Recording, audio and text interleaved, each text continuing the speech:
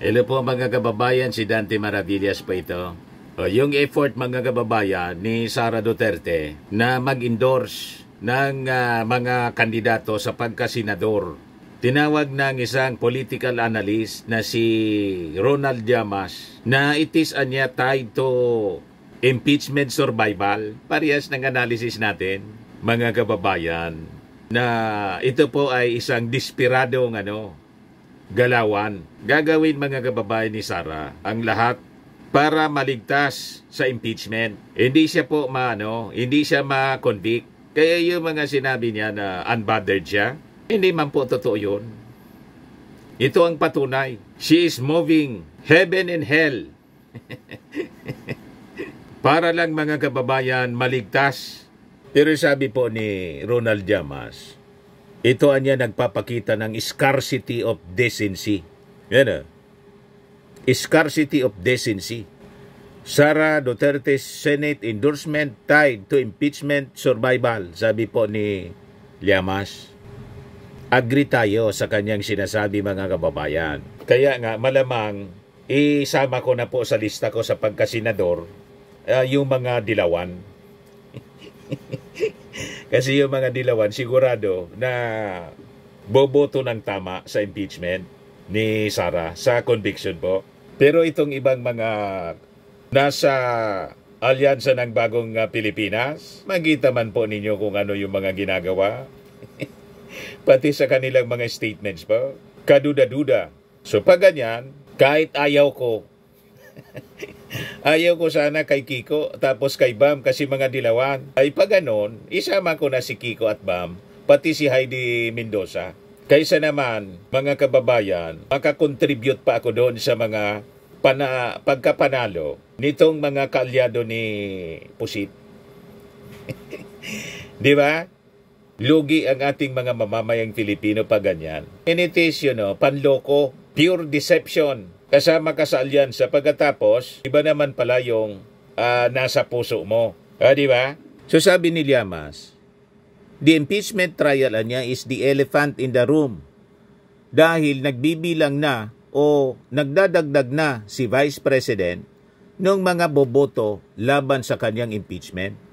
Ang medyo nakakahiyan niya dyan, yung mga senador na alam naman nila sila ay magiging hukom, nagpa-endorse sila doon sa may kasong impeachment o nakasalang sa impeachment. Ibig sabihin talagang clearly, it's a conflict of interest. Wala na pong yaya. Talagang walang iya na po ngayon. Manalo lang. Walang delikadesa. Ang term na ginamit mga kababayan ni Ronald Llamas, scarcity of decency. Walang hiyaan na po. Kaya sabi ni Ronald Llamas, kung meron kang ounce of decency, ay mag-inhibit ka o hindi mo gagawin yan. Pero mukhang may scarcity niyan. Sa ating mga politicians it's more the norm than the exception. Before the interview, Duterte had endorsed re-election ni Senator Amy Marcos and House Deputy Speaker Camille Villar. And a few days later, Duterte also endorsed Sagip Party List Representative Rodante Marcoleta. Di bali na si Rodante, kasi si Rodante kasama sa PDP Laban. Pero sabi noon ni Sara, wala siyang endorse daw sa PDP Laban. Pagkatapos, biglang nag-endorse po, una pang in-endorse si Amy Marcos, sunod si Camille Villar. Si Robin Padilla, ganun din yung ginawa. In-endorse si Amy Marcos sa kanyang advertisement, tapos si Gringo Nasan. Ngayon, pati si Tol Tolentino in-endorse na. Galit ngayon yung ibang mga party members ng PDP Laban. Bakit nga sila in-endorse tapos kami hindi? Ang analysis natin po, kasi siguro napakalayo yung possibility na manalo, malabo po. Kaya ang ginagawa nila ngayon, kahit yung nasa alyansa ng bagong Pilipinas, in-endorse na rin nila na para guluhin po yung alyansa. Pangalawa, para magkautang na loob mga kababayan sa kanila at during the impeachment trial, i-acquit si Sara. I-just imagine na ganung mga agenda po. pang sarili, hindi po para sa bayan, mga kababayan, kundi para lang sa kanilang political survival. Pero sabi ko nga po, ang ultimate judge niyan, tayo pong mga mamamayang Filipino, kasi tayo naman po ang boboto sa kanila. Kung magpaloko tayo, di iyon, mananalo sila. Pero kung hindi tayo magpapaloko, hindi sila mananalo. Di ba? So kailangan po na magkaisa tayo. Kung sila, sabi nila, unity daw iyon para sa kanila. Unity para sa kanilang sarili. Tama po. Pero dinownplay po ni Congressman Paulo Ortega ng La Union itong tinawag niyang alliance building moves ni Sara Duterte ahead of the impeachment trial.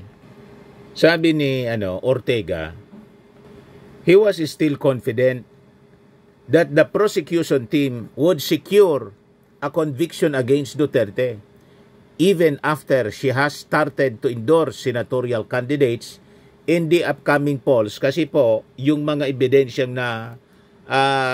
na-gather nila napakalakas.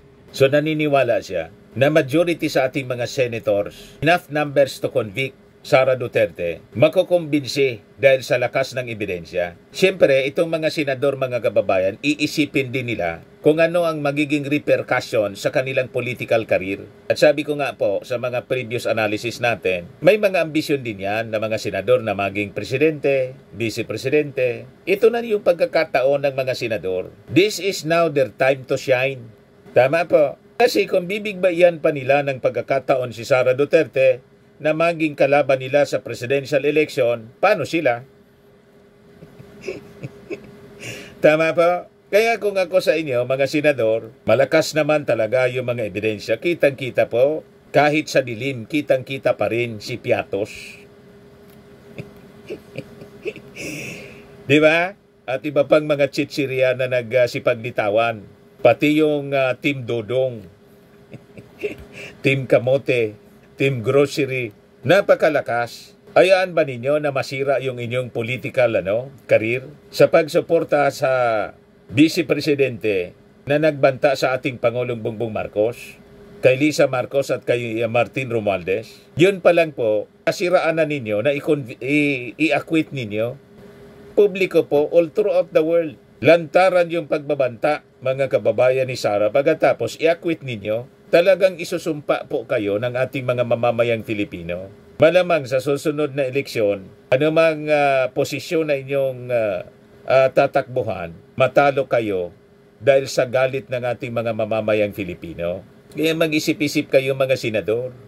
Sabi po ni Ortega, the evidence gathered during the House Committee on Good Government and Public Accountability and the budget briefings is strong enough. He noted that Duterte may just be trying to influence possible winners in the senatorial race. Malamang yun po. Gusto lang guluhin ni Sara, kaya endorse siya ng endorse para pagdudahan yung mga kandidato ng Alyansa ng Bagong Pilipinas. Divide and conquer nga. Gusto niyang sabihin, ito, mga kalyado ko niya ito, lahat, para magtanaw ng utang na loob, hindi siya i-convict. Despite the strong evidences, mga kababayan, na hawak ngayon ng prosecution panel. So sabi ni Ortega, well, we have strong evidence as seen during the committee hearing on good government and the previous budget briefings. But as I've said, we cannot help but think that this is an attempt to influence possible senator judges to have an influence should their endorsement result in wins. But for me, sabi po niya, the obligation of senator judges is to the people, not to a single person or politician. Their accountability is to the people in the entire Philippines. We'll see how they handle the proceedings like the impeachment. Ortega also said that it is not surprising that Duterte went back on her word to refrain from endorsing senatorial aspirants.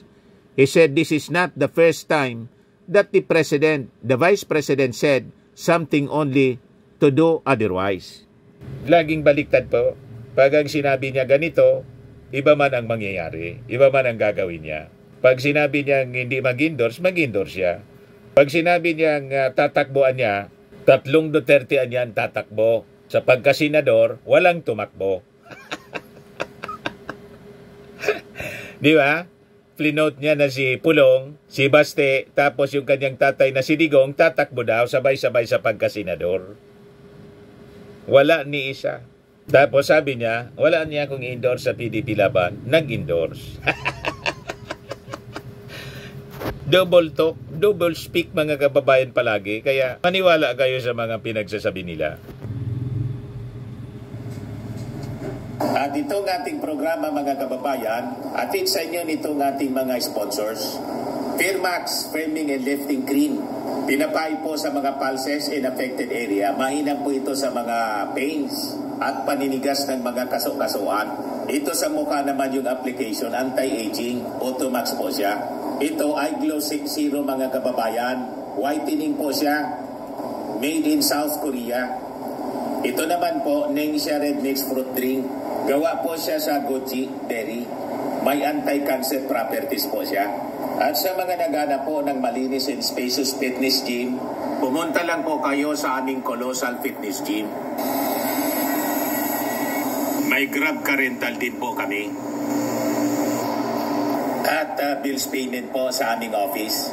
At saka sa mga mahilig po sa mga imported bags, manood po kayo sa live selling ni Madam Eileen Rosales sa kanyang Eileen Closet po. Pati mga shoes, ito yung kanya po. Ito yung kanyang page. Kita ninyo, napakagandang mga online selling po siya. Si Madam Eileen Rosales.